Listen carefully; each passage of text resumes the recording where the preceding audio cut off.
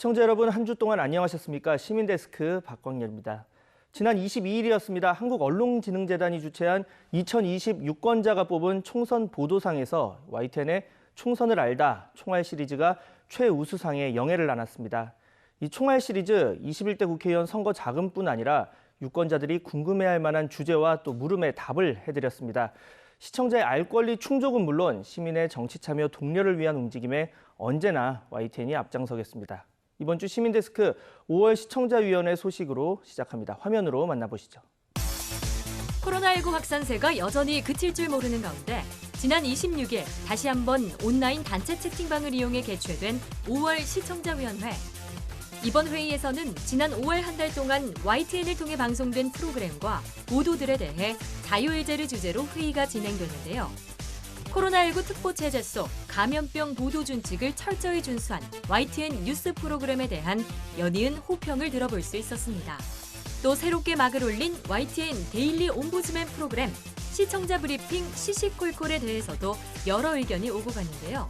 2020년 5번째 시청자위원회, 지금 바로 만나보시죠.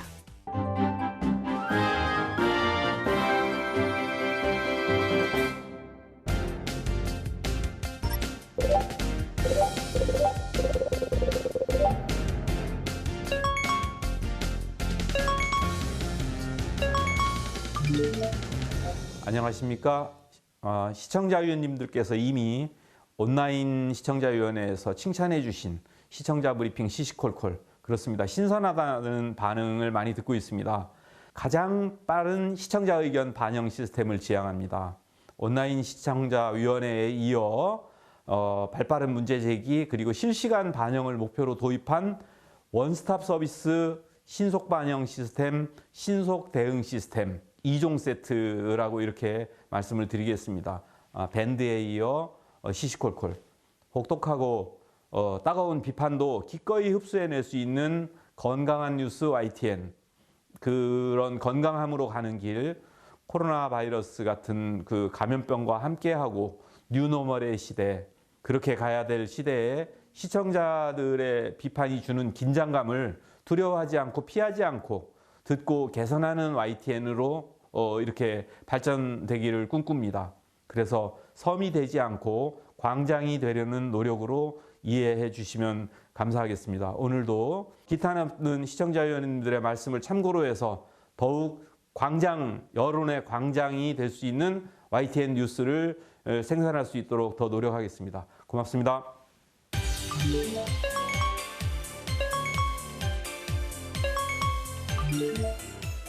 안녕하십니까, 김현욱입니다. 오늘은 YTN이 전달하는 진실에 대해서 말씀드리겠습니다. 세상에는 우리가 알기도 하고 모르기도 하는 진실이 있을 것입니다. 근데 그러한 진실들 중에서 많은 사람들이 제대로 알지 못하고 있는 진실들이 있고, 바로 그것이 뉴스가 전달하는 가치가 있는 진실이라고 생각합니다. 하지만 언론사가 진실에 대해서 모두 다 알기는 어렵습니다. 최근에 부정선거 논란과 관련해서 뉴이자에서 이배인 교수와 인터뷰를 하는 등 적극적인 보도의 태도를 보인 점에서 긍정적으로 생각을 합니다. 그런데 이와 관련된 다른 보도에서 뉴이자에서 했던 인터뷰의 결과를 통해서, 인터뷰의 내용을 통해서 얻을 수 있는 정보는 도외시한 채 이배인 교수는 사전투표에서 부정투표로 인식되는 결과가 두드러진다고 주장했습니다는 내용만 전달하는 모습이 좀 아쉬웠습니다. 저도 이러한 논란에 대해서 선입견을 가지거나 선입견을 얘기하기는 싫습니다. 다만 이러한 이슈에 대해서 시간이 좀 지난 다음에는 반드시 이러한 논란과 진실을 끝까지 찾아서 알려서 마무리하는 그런 태도가 값진 진실을 전달하는 그런 태도이지 않을까라는 생각을 하면서 이러한 보도들을 잘 마무리하는 태도를 보여주시면은 더 발전이 있을 것이다. 그리고 저는 이제 그러한 보도 태도를 보여주시기를 바란다는 말씀으로서 제 말 마치도록 하겠습니다.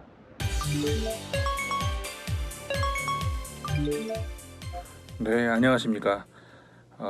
YTN 시청자위원 임상훈입니다. 코로나19 거기에 대한 그 위기에 대한 대응 이런 것들이 지금 현재 몇 달째 우리나라뿐만 아니라 전 세계 일상이 되고 있습니다. 그런 상황에서 방송 그 편성이라든가 각 프로그램마다 그 내용 컨텐츠 같은 경우도 그 코로나와 관련된 그런 그 컨텐츠가 그리고 그런 편성이 압도적으로 많이 구성이 되어 있는데 그거는 어떻게 보면 당연하다고 생각이 됩니다. 그거는 그리고 우리나라뿐만이 아니고 모든 세계가 공유하고 있는 그런 그 운영 방식이고 그건 당연하다고 생각이 되는데 다만 제가 이제 드리고 싶었던 말씀은 우리가 이제 그 YTN 사이트에 들어가서 프로그램을 보게 되면은 사실 프로그램 편성표라고 하죠. 편성표를 보게 되는 경우가 간혹 있습니다. 그럴 때 편성표에 들어가 보면은 모든 주중 같은 경우에 주말은 좀 다른데 주중 같은 경우에는 모든 프로그램이 그러니까 거의 모든 프로그램 그러니까 하루에 2개 정도 프로그램 오전에 하나 오후에 하나를 제외하고는 모든 프로그램의 이름이 똑같이 돼 있습니다. 그게 결국 뭐 뉴스 채널 특성상 그렇게 할 수밖에 없다라고 말을 할 수도 있겠습니다만은 그 어떻게 보면은 그렇게 되면은 편성표를 만드는 그 의미가 별로 이렇게 없어지는 퇴색되는 그런 경우가 될 수도 있기 때문에 그 뉴스마다 그 다양한 뉴스가 시간대별로 있다면은 그 뉴스마다 그래도 조금이나마 그 특성 같은 것들을 집어넣어 주면서 이렇게 개별화 시킬 수 있는 그런 방법은 없을까 그런 생각을 좀 해봤습니다. 그 편성표 자체에서 별로 이렇게 어떤 그 프로그램마다의 특징을 찾을 수 없는 그러니까 일괄적으로 똑같은 내용만 하지는 않을 텐데 그런 느낌을 받게 하기 때문에 그런 생각이 들어서 그걸 한번 건의 드려볼까 그런 생각을 했습니다.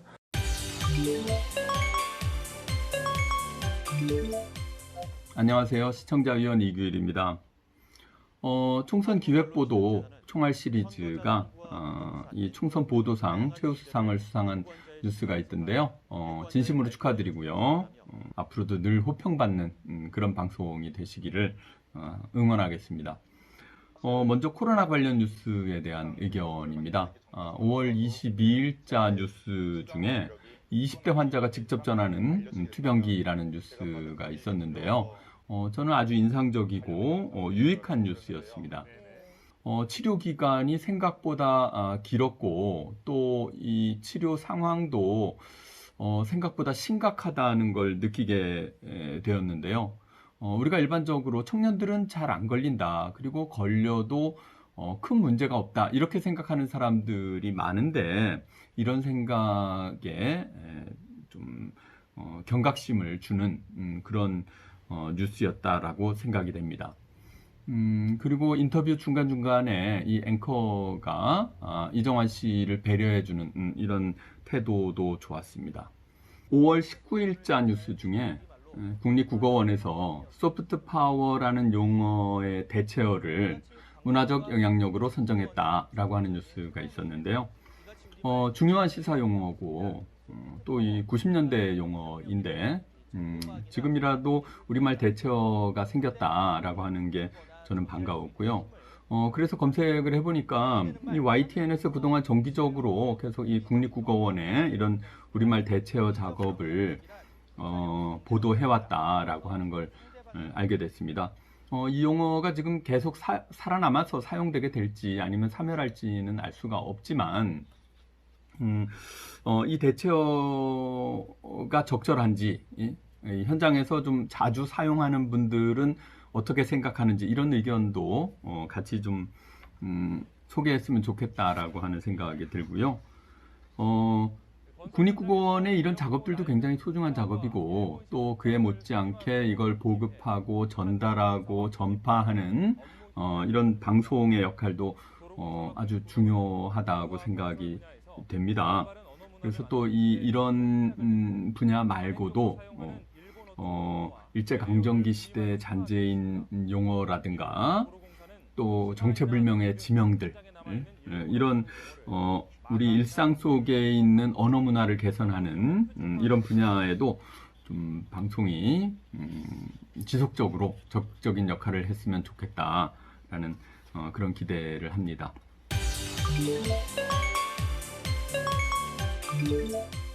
여러분 안녕하십니까? 시청자위원 정성환입니다. 보도 전문 채널의 특성상 YTN은 뉴스 당사자들이 출연하는 인터뷰 프로그램이 많습니다.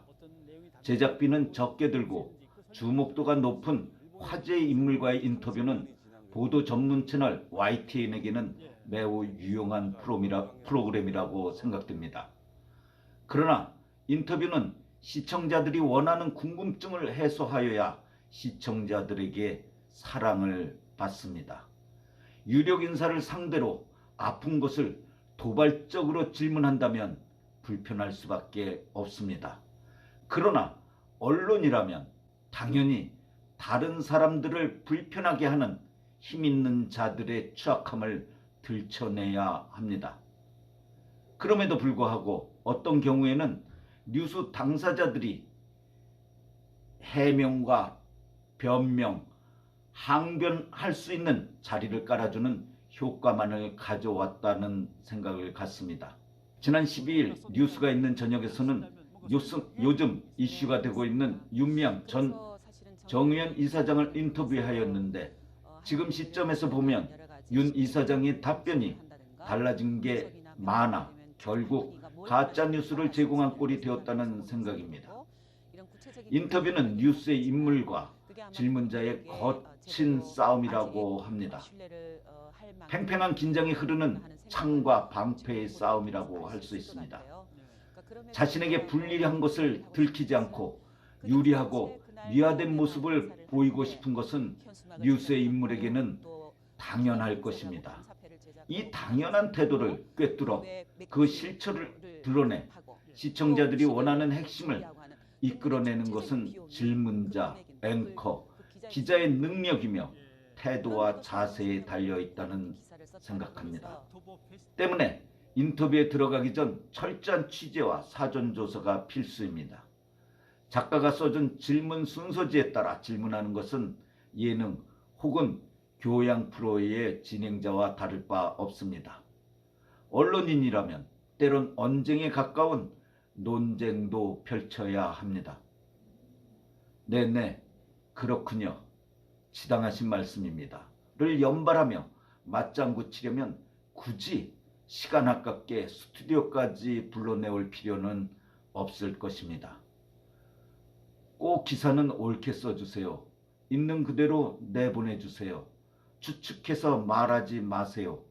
라고 거듭 당부하는 이용수 할머니의 말씀이 귓전에 맴돕니다.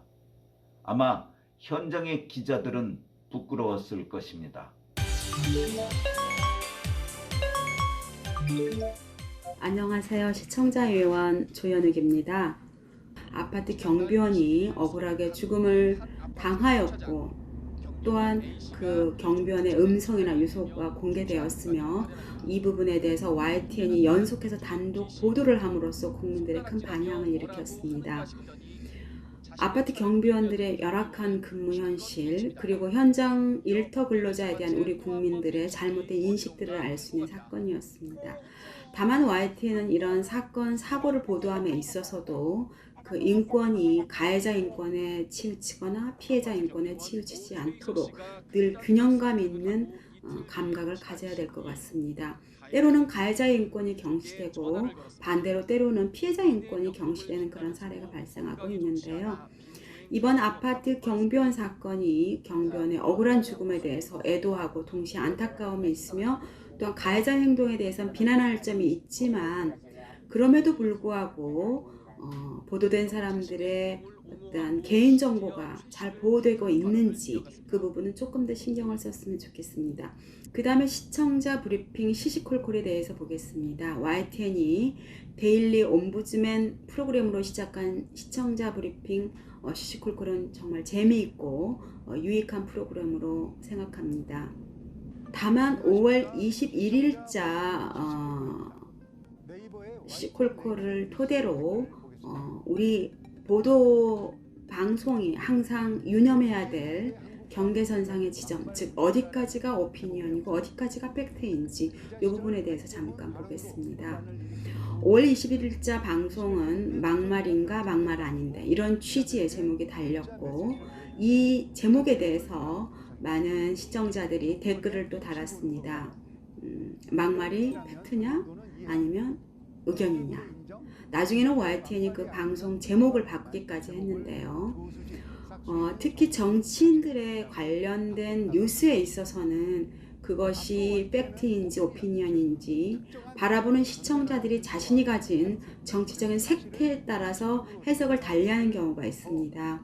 따라서 제목이 항상 중요하지만 특별히 정치인 관련한 보도에 있어서는 시청자들이 자신의 어쨌든 인식이나 시각에 따라서 해석이 달라지지 않도록 제목을 조금 더 잘 달았으면 좋겠고 그뿐 아니라 모든 보도에 있어서도 이것이 과연 오피니언인지 팩트인지 조금 더 세심한 관심을 가지고 보도를 해주시기를 부탁을 드립니다.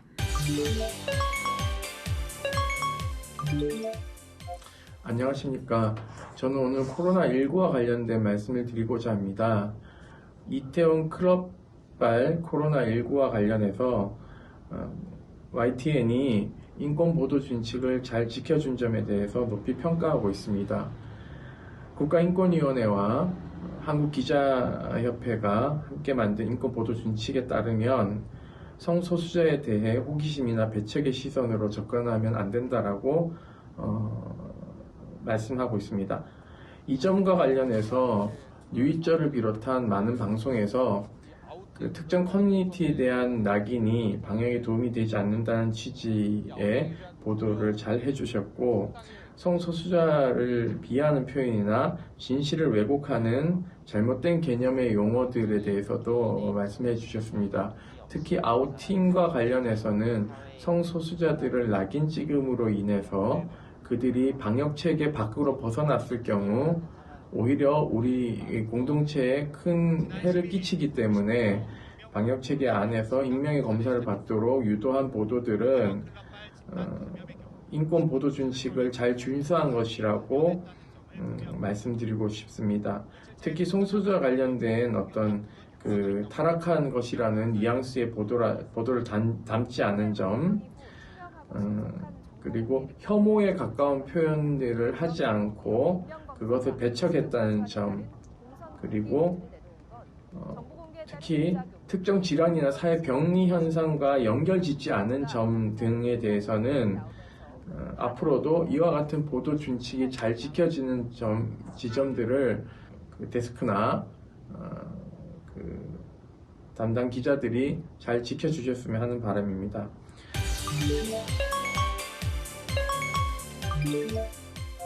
안녕하세요. 김보람이 변호사입니다. 그 YTN이 이번에 또 새롭게 만든 그 시청자 의견을 반영하기 위한 시청자 브리핑 시시콜콜에 대해서 말씀을 드리겠습니다. 참으로 시시콜콜한 것까지 시청자 여러분이 문제 제기하는 것을 많이 다뤄주고 있구나 라는 생각이 들었고 상당히 흥미로웠습니다. 지금 제가 살짝 어색한 진행을 하는 듯했지만 그것조차도 책임 있는 직위에 있는 분이 나와서 진행을 한다는 컨셉 같아서 좋았습니다. 음성을 내보내고 그 다음에 또는 그 문제 제기를 한 부분을 또 찾아서 다시 한번 되짚어주면서 그 시청자의 목소리를 그대로 내보내기 위한 노력을 하는 부분도 재미있고 또 생각하지 못했던 부분을 짚어주는 것도 놀라웠습니다.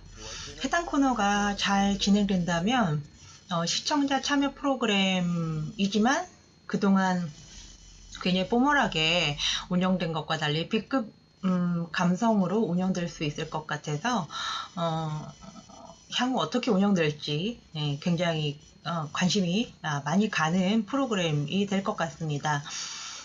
코로나19와 관련된 그 일반인들의 사연을 살피는 기획도 좋았습니다.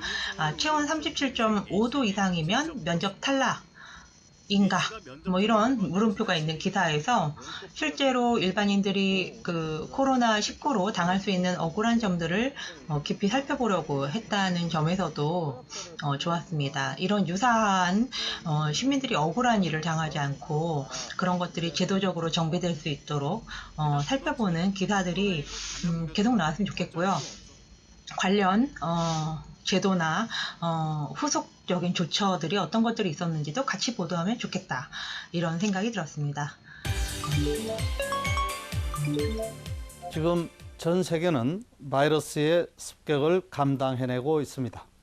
슬기롭게 극복하고 있는 것도 있고 아직 극심하게 바이러스로부터 시달리고 있는 것도 있는 등 차이는 있습니다만 어느 사회도 예외 없이 그로부터 피해갈 수는 없었습니다.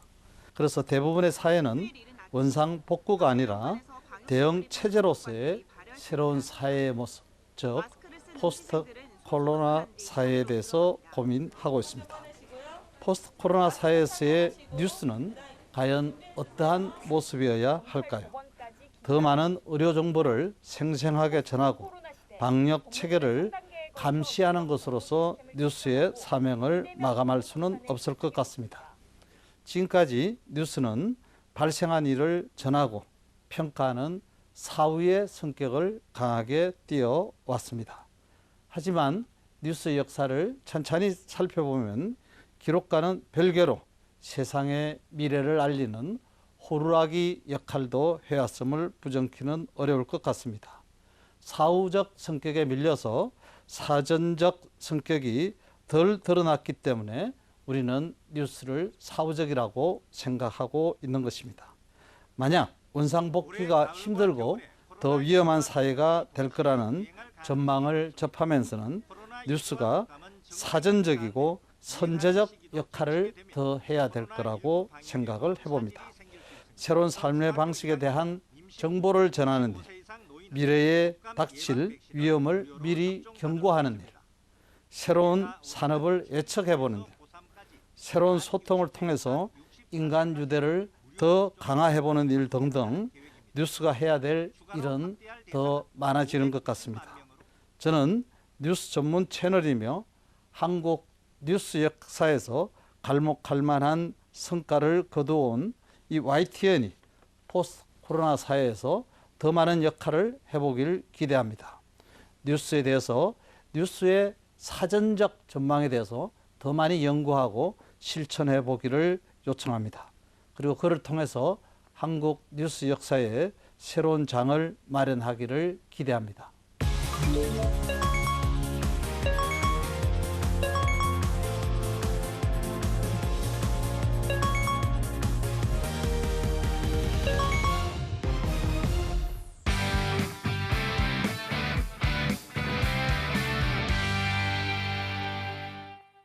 YTN DMB에서 방송된 프로그램을 평가하는 내가 본 DMB 시간입니다. 오늘은 대한민국의 첨단 기술부터 과학 상식까지 다양한 생활 정보를 담아낸 프로그램이죠. 이 황금 나침반을 살펴보겠습니다. 최현주 평가원 의견 들어보시죠. 안녕하세요. YTN DMB 시청자 평가원 최현주입니다. 코로나19로 생활 속 거리 두기가 계속되면서 사람들의 소비 행태나 생활 모습에도 많은 변화를 겪고 있습니다. 이번 황금 나침반에서는 반려동물을 위한 이색 상품부터 건강을 위한 맞춤형 식품을 만드는 기술자들, 그리고 미세조류에 숨겨진 유용한 과학기술까지 다양한 정보들을 담았습니다.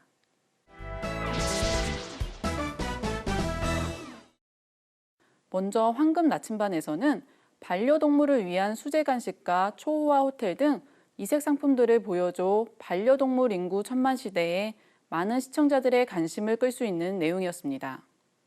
반려동물 인구 1000만 시대, 반려동물을 위한 화려한 수제 간식부터 초호화 호텔, 편안하게 털을 관리하는 펫가전까지.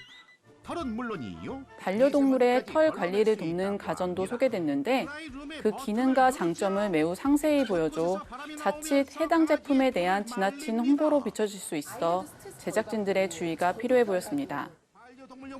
반려동물을 위한 수제 간식이라는 아이템은 한 차례 다룬 적이 있는 내용이었습니다. 따라서 해당 내용을 이미 접했던 시청자들에게는 다소 식상하게 느껴질 수 있는 부분이었습니다. 기술자들 코너에서는 건강을 위한 맞춤형 식품을 만들고 있는 기술자들을 만나봤습니다. 일반 식단이 아닌 당뇨병 환자나 암 환자를 위한 맞춤형 건강식단으로 구성된 간편 조리식을 소개해 보다 새롭게 다가왔습니다. 일반 초콜릿을 대체할 수 있는 파 초콜릿을 만드는 과정을 보여줬는데 당뇨로 고생하는 어머니를 위해 당분을 낮춘 초콜릿을 만들게 되었다는 기술자의 사연이 더해져 기술 속의 따뜻함이 전해지는 듯 했습니다. 마지막 과학다반사에서는 미세조류를 이용한 과학기술을 소개했습니다. 녹조 현상 등 환경에 유해한 물질로만 알고 있었던 미세조류가 화장품이나 의약품 등의 원료로 쓰인다는 것은 매우 흥미로운 정보였습니다. 다양한 분야에서 활용이 가능합니다. 단 미세조류에서 원료를 추출하는 과정을 설명할 때에 전문 용어들이 많이 사용됐는데 이에 대한 부가적인 설명이 부족해 내용을 이해하는 데 어려움이 있었습니다. 앞으로는 자막이나 그래픽 등을 활용하여 전 연령대가 보다 쉽게 내용을 이해할 수 있도록 돕는 것이 필요해 보였습니다. 이번 황금 나침반은 전반적으로 다양한 주제의 내용을 담고 있어 내용이 풍성한 반면 각 코너별 특색이 잘 드러나지 않았다는 점은 아쉬웠습니다. 각 코너만이 가진 특징들을 잘 살릴 때에 프로그램 전체의 재미를 더할 수 있지 않을까 합니다.